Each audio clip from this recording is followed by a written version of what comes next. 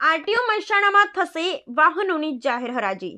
1 વર્ષ કે તેથી વધુ સમયથી કોમર્શિયલ વાહનોનો ટેક્સ નહીં ભરનાર બાકીદારો પાસેથી ટેક્સની વસૂલાત માટે આરટીઓમાં 2 નાયબ મામલતદારની નિમણૂક કરાઈ હતી। આરટીઓ સ્વપ્નિલ પટેલે જણાવ્યું કે અત્યાર સુધીમાં 210 વાહન માલિકો પાસેથી ₹1.44 કરોડનો બાકી ટેક્સ વસૂલાઈ ચૂક્યો છે।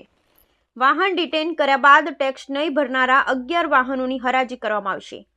જાહેર હરાજી મારફતે ₹98.32 લાખનો આરટીઓ ટેક્સ વસૂલવામાં આવશે।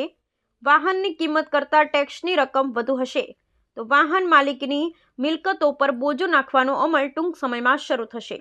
Bureau report Ashish Patel, Mehsana. અત્યારે તાજેતરમાં 11 વાહનોની ટોટલ 98.32 લાખ જે ટેક્સ બાકી છે એના માટે હરાજીની પ્રક્રિયા આરટીઓ કચેરી મહેસાણા દ્વારા શરૂ કરવામાં આવી છે। છેલ્લા 3-4 વર્ષથી જે લોકોએ ટેક્સ નથી ભર્યો તે લોકોને અમે રિપીટેડલી ઘણી બધી નોટિસો આપી છે। અમે રોડ પર એ લોકોને ડિટેન કરી અને ટેક્સ ભરવા માટેની એ વસૂલાતના પ્રયત્નો કરીએ છીએ।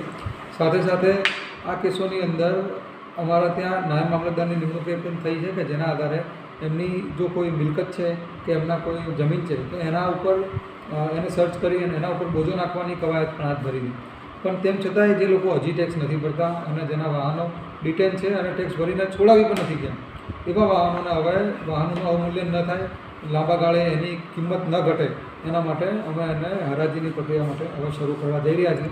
એમાં 11 વાહનો ટોટલ 98.32 લાખ છે અને ટૂંક સમયમાં હરાજીની પ્રક્રિયા પૂરી થઈ જશે। અત્યાર સુધીમાં કેટલો કર વસૂલ કરવામાં આવ્યો હશે અગાઉ?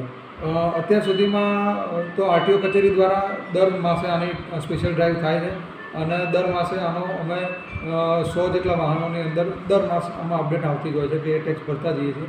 તેમ છતાં ડિફોલ્ટરોની જે વ્યાજ ચડતું જાય છે એનો આંકડો મોટો થતો જાય છે, એટલે એના માટે આ કવાયત હાથ ધરી છે કે જેથી કરીને નવા જે ડિફોલ્ટરો છે એની અંદર આ એક બોધપાઠ મળે અને વાહનો સીઝ થયા પછી એ પડી ન રહેતા એની હરાજી થઈને વેચાઈ જાય છે એવો એક સ્પષ્ટ મેસેજ જાય તો ચોક્કસ ડિફોલ્ટરો ઓછા થશે।